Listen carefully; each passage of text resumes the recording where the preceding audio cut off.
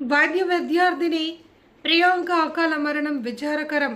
బాధిత కుటుంబానికి కూటమి ప్రభుత్వం అన్ని విధాలా అండగా ఉంటుంది. వైద్య ఖర్చులకు 10 లక్షలు, కుటుంబానికి 20 లక్షలు ఆర్థిక సాయం ప్రకటించిన ముఖ్యమంత్రి చంద్రబాబు, ఎమ్మెల్యే ఆదిరెడ్డి శ్రీనివాస్. వైద్య విద్యార్థిని ప్రియాంక అకాల మరణం తీవ్రంగా కలిచివేసింది అని రాజమహేంద్రవరం సిటీ ఎమ్మెల్యే ఆదిరెడ్డి శ్రీనివాస్ ఆవేదన వ్యక్తం చేశారు. ఈ మేరకు సోమవారం హైదరాబాద్ నుండి ఆయన పత్రికా ప్రకటన విడుదల చేశారు. ఎంతో కష్టపడి ఎన్నో ఆర్థిక ఇబ్బందులను అధిగమించి తన కుమార్తెను డాక్టర్గా చూడాలి అన్న తల్లిదండ్రుల కళ ఇలా విషాదాంతం కావడం అత్యంత బాధాకరమని, ఎంతో కష్టపడి కూతురిని వైద్య విద్య చదివించిన బీసీ కుటుంబం ప్రస్తుతం అనుభవిస్తున్న ఆవేదన వర్ణనాతీతమని అన్నారు. డాక్టర్గా తమ కుమార్తెను చూడాలి అన్న తల్లిదండ్రుల ఆశలు, ఎన్నో సంవత్సరాల కష్టం ఒక్కసారిగా ఆవేదనగా మారడం ప్రతి ఒక్కరిని కలిచివేస్తుంది. ఆదివారం హైదరాబాద్కు వెళ్తున్న ప్రయాణంలో బాధిత కుటుంబ సభ్యులతో స్వయంగా మాట్లాడి వారి పరిస్థితిని తెలుసుకున్నాను అని ఆదిరెడ్డి శ్రీనివాస్ తెలిపారు. కుటుంబ సభ్యులు ఎదుర్కొంటున్న ఇబ్బందులు, వారి ఆవేదనను ముఖ్యమంత్రి నారా చంద్రబాబు నాయుడు దృష్టికి తీసుకువెళ్లడం జరిగింది అని అన్నారు. బాధిత కుటుంబానికి ప్రభుత్వం అండగా నిలుస్తూ వైద్య ఖర్చుల కోసం 10 లక్షలు, కుటుంబానికి 20 లక్షల ఆర్థిక సహాయం అందించేందుకు ముఖ్యమంత్రి నారా చంద్రబాబు నాయుడు ప్రకటించడం జరిగిందన్నారు. ఈ కష్ట సమయంలో ఆర్థిక సహాయంతో పాటు ప్రభుత్వం అన్ని విధాలుగా కుటుంబానికి అండగా ఉంటుంది అని అన్నారు. దర్యాప్తు విషయంలో ఎలాంటి అనుమానాలకు తావు లేకుండా నిష్పక్షపాతంగా విచారణ జరిపేలా ప్రభుత్వం అవసరమైన చర్యలు తీసుకుంటుంది అని, ఒక బేసిక్ కుటుంబం తమ కుమార్తెను డాక్టర్గా తీర్చిదిద్దేందుకు చేసిన త్యాగం, కష్టం వృధా కాకూడదని, ఆమె మరణానికి దారితీసిన పరిస్థితులపై నిజ నిజాలు వెలుగులోకి రావాల్సిన అవసరం ఉంది అని ఆదిరెడ్డి శ్రీనివాస్ పేర్కొన్నారు. ప్రియాంక కుటుంబం ఒంటరిగా లేదని, ఈ క్లిష్ట సమయంలో కూటమి ప్రభుత్వం, ముఖ్యమంత్రి నారా చంద్రబాబు నాయుడు తాను కుటుంబానికి అండగా ఉంటానని ఎమ్మెల్యే వాసు భరోసా ఇచ్చారు. ప్రియాంక ఆత్మకు శాంతి చేకూరాలి అని, ఆమె కుటుంబ సభ్యులకు భగవంతుడు మనోధైర్యాన్ని ప్రసాదించాలి అని ఆదిరెడ్డి శ్రీనివాస్ ప్రార్థించారు.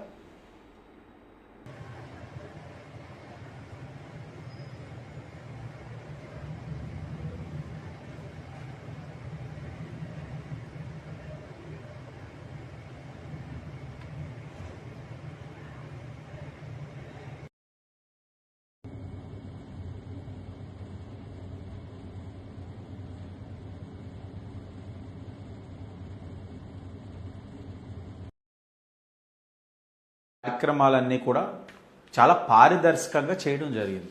ఇంకా రాష్ట్ర నలుమూల నుంచి వివిధ మాధ్యమాల్లో అడుగుతూ ఉన్నారు నన్ను, 3 days ఎందుకు పడ్డాది ఎఫ్ఐఆర్ వేయడానికి, 3 days ఎవరైనా ప్రలోభ పెట్టడం వల్ల 3 days ఎఫ్ఐఆర్ వేయకుండా ఉన్నారా, ఏదైనా రాజకీయ ప్రమేయం ఉందా, ఆ పాపకి అన్యాయం జరుగుతూ ఉంది, మీరు ఏదో ఒకటి సమాధానం చెప్పాలని నన్ను అడుగుతూ ఉన్నారు.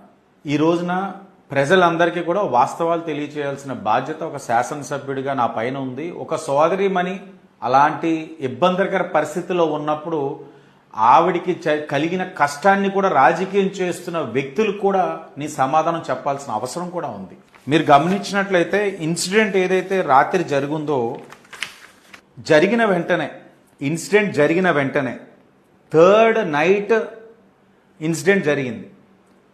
జరిగిన తర్వాత 3rd night ఇన్సిడెంట్ జరిగిన తర్వాత ప్రియాంక పాపని జిఎస్ఎల్ స్వతంత్ర హాస్పిటల్లో 10 PM అడ్మిట్ చేశారు. అడ్మిట్ చేసిన వ్యక్తి ఉమేష్. ఇది జిఎస్ఎల్ వాళ్ళు ఇచ్చిన కన్ఫర్మేషన్. అడ్మిట్ చేసిన అంటే వీళ్ళు కన్సర్న్ పోలీస్ స్టేషన్ వాళ్ళకి చెప్పడం, పోలీస్ స్టేషన్ నుంచి హెడ్ కానిస్టేబుల్ వెళ్ళి స్టేట్మెంట్ రికార్డ్ చేశాడు. హెడ్ కానిస్టేబుల్ రికార్డ్ చేసి మొత్తం వాళ్ళ దగ్గర నుంచి ఏం జరిగింది, ఎలా జరిగింది ఇవన్నీ కూడా, ఎందుకంటే వాళ్ళు ప్రిలిమినరీగా వాళ్ళు కళ్ళతో చూసిందే చెప్తారు.